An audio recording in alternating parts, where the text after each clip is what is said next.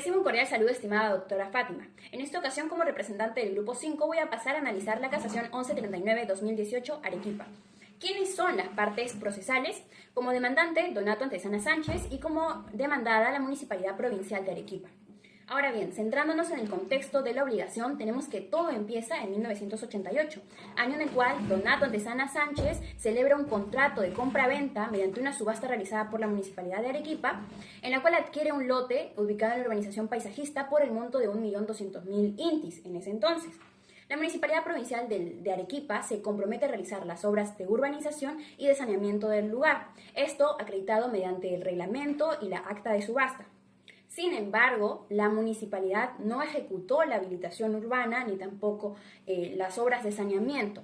Es por ello que Donato Antezana Sánchez se ve en la obligación de 25 años después de demandar una indemnización por daños y perjuicios por la inejecución de la obligación de la municipalidad de Arequipa.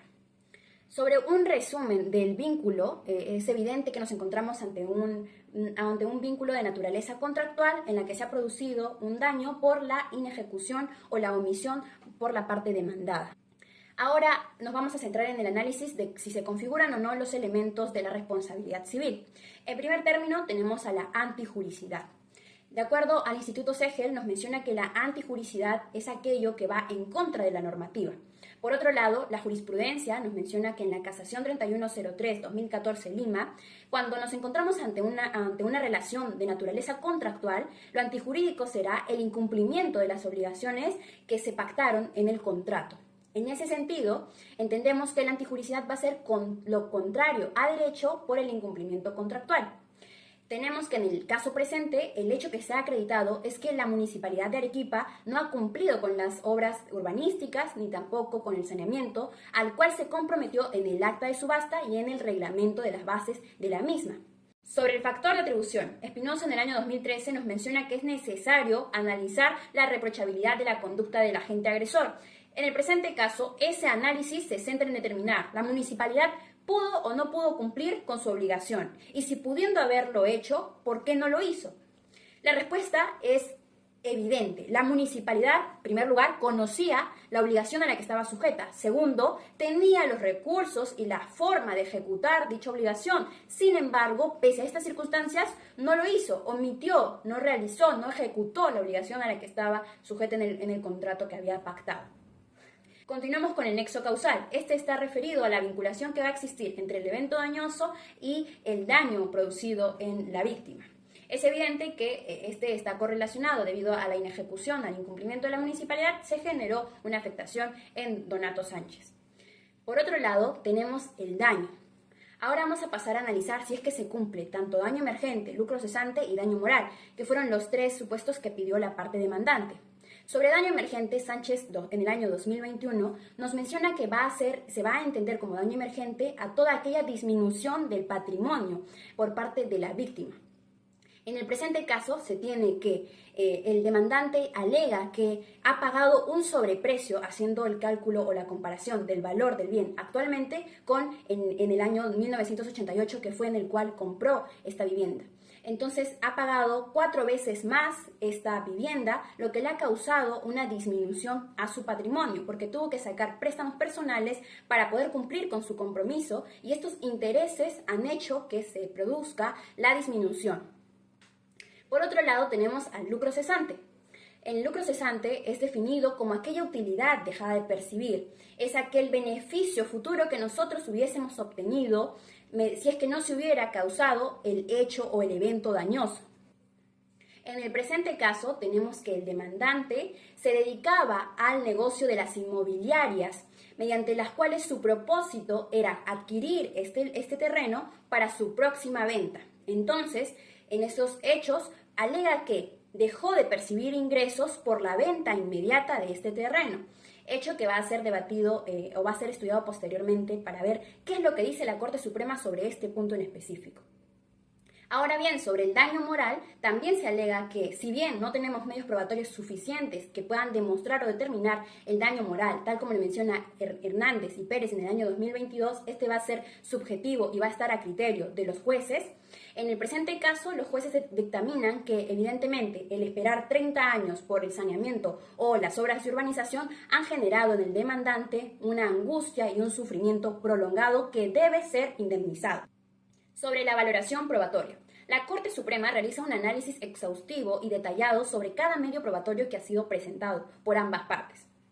Tenemos medios probatorios que van a acreditar el vínculo contractual, tales como el acta de subasta, el reglamento, además las resoluciones municipales en las cuales se declara al señor Donato como titular o propietario del terreno en cuestión. Y por otro lado tenemos aquellos medios probatorios que han sido desmembrados uno por uno para poder ver si calzamos cada uno de estos supuestos en daño emergente, lucro cesante y daño moral. La Corte Suprema analiza y señala respecto al daño emergente que no se puede hablar de una disminución del patrimonio por cuanto el demandante está en posesión del bien. Esto se acredita según el expediente que presentó en el cual inició un proceso de prescripción adquisitiva de dominio. Por otro lado, sobre el lucro cesante, se vale de analizar las cartas notariales emitidas en el año 2007, en las cuales se evidencia una contradicción. La Corte Suprema menciona que el demandante se contradice al mencionar que la finalidad de la compra de este terreno era para su posterior venta o para su venta inmediata. Sin embargo, en estas cartas se señala que la verdadera finalidad es construir un edificio con departamentos y un templo, por lo que no puede garantizarse que efectivamente el demandante iba a dejar de percibir ganancias por una venta futura. Por último, la Corte Suprema valora como cierto el certificado en el cual se determina que el demandante efectivamente se dedicaba al negocio inmobiliario. Entonces, el no haber podido disponer de este bien en su totalidad ha generado un perjuicio en él y esto se acredita mediante este medio probatorio.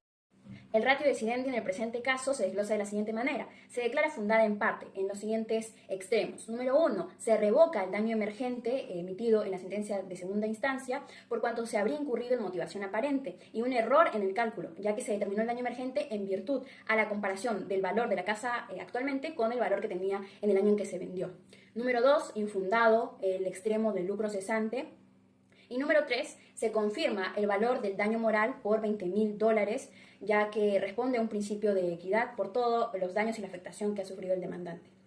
¿Cuál es la postura del grupo? Si bien nosotros consideramos que la Corte Suprema hizo bien en determinar que el daño emergente no puede ser equiparable a la comparación del valor de la propiedad, sí es necesario destacar que el demandante tuvo que iniciar un proceso de prescripción adquisitiva para poder hacer disfrute pleno de del terreno que había adquirido. Entonces, nosotros consideramos que sí se generó una disminución al patrimonio. Además, no solo eso, sino que centrándonos ya en el punto principal, el lucro cesante. Nosotros consideramos que independientemente de si se hubiese tratado de un terreno para ser vendido de manera inmediata o de un terreno que fue creado o comprado con la finalidad de crear un edificio con departamentos, esto sin duda nos evidencia que el demandante tuvo la finalidad de adquirir, de percibir ganancias de esta compra de este terreno, ya sea un motivo o sea el otro, las cartas notariales son evidencia de eso. Entonces la Corte Suprema no puede decir que hay una contradicción y dejar de lado ese extremo, porque si está acogiendo el medio probatorio en el cual se señala que efectivamente el demandante se dedicaba al negocio inmobiliario y hay una carta notarial que establece que quería comprar este terreno con el fin de crear una edificación de departamentos, eso evidencia que el demandante ha dejado de percibir ganancias por no haber podido disfrutar de este bien, porque no tenía saneamiento, no tenía luz, agua y desagüe. Sin duda, este es un aspecto, ya para terminar, que nosotros consideramos ha sido un error de la defensa técnica del demandante al no haber podido presentar una base sólida de medios probatorios para poder acreditar efectivamente el lucro cesante y el daño emergente de su teoría del caso. Eso ha sido todo por nuestra parte. Muchas gracias.